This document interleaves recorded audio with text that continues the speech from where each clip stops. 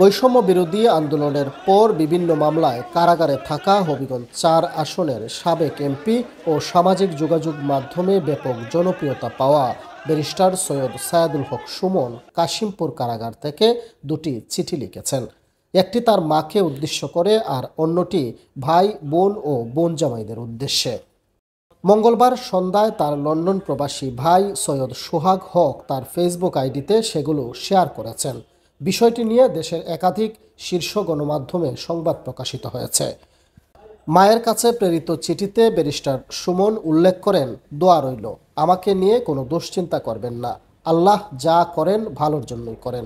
প্রথমে একটু কষ্ট লাগতো, এখন ঠিক হয়ে গেছে। তিনি আরও লিখেন, নিয়মিত নামাজ, কোরআন শরীফ পড়ি, বাংলা তর্জমা করা কোরআন পড়তে অনেক ভালো লাগে। আপনি নিজের শরীরের প্রতি খেয়াল রাখবেন, সারা জীবন আপনাকে বেশি কষ্ট দিয়েছি। অনেক মোটা বাচ্চা হওয়ার কারণে আমার জন্মের সময়ই আপনাকে কষ্ট দিছি। এই ৪৫ বছরে এসেও আপনার টাকায় আমার পরিবারের বাসা ভাড়া হয়, এর চেয়ে আর বেশি কি এক মায়ের কাছ থেকে নিতে পারি। আপনার জন্য দোয়া রইল। যে বয়সে আপনাকে আমার সেবা করার কথা, সেই বয়সে বরং আপনারাই আমার পরিবারকে দেখতেছেন। আল্লাহর কাছে আপনার জন্য সুস্থ ও লম্বা হায়াতের জন্য দোয়া চাই। ভাই বোন ও বোনদের স্বামীদের কাছে লেখা চিঠিতে তিনি উল্লেখ করেন, আমার জন্য কোনো চিন্তা করো না, রাজবন্দী হিসেবে জেলে আছি, কোনো চোর বা দুর্নীতির হিসেবে নই। আমার কারণে তোমাদের কোনো অসম্মান হোক, এটা আমি কখনো চাইনি, আশা করি আল্লাহর রহমতে হবেও না।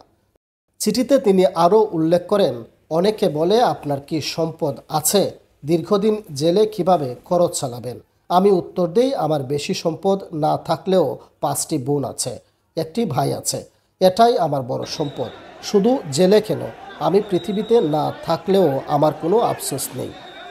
বোনেরা আমার পরবর্তী প্রজন্মের জন্য তোমাদের চেয়ে ভালো অভিভাবক আর কেউ হতে পারে না। তোমাদের জন্য অনেক অনেক দোয়া রইল। ভালো থেকো তোমরা সবাই, আল্লাহ চাইলে দেখা হবে শিগগিরই। ব্যারিস্টার সৈয়দ সায়েদুল হক সুমনের ভাই লন্ডন প্রবাসী সৈয়দ সোহাগ বলেন, তার মা ও বোনেরা দেশে ও প্রবাসে আছেন। কারাগার থেকে পাওয়া চিঠি সোশ্যাল মিডিয়া ও হোয়াটসঅ্যাপের মাধ্যমে সবাই পেয়েছেন। আমরা সকলেই আজ আবেগে আপ্লুত। তবে ব্যারিস্টার সুমন তার জীবনের সকল অর্জন মানুষের কল্যাণে ব্যয় করেছেন, কোনো অনিয়ম ও দুর্নীতি করেননি। আশা করি আইনি প্রক্রিয়ার মাধ্যমে সে শিগগিরই জনতার কাছে ফিরে আসবে। দ্বাদশ জাতীয় সংসদ নির্বাচনে স্বতন্ত্র হিসেবে হবিগঞ্জ ৪ আসন থেকে এমপি নির্বাচিত হন ব্যারিস্টার সুমন।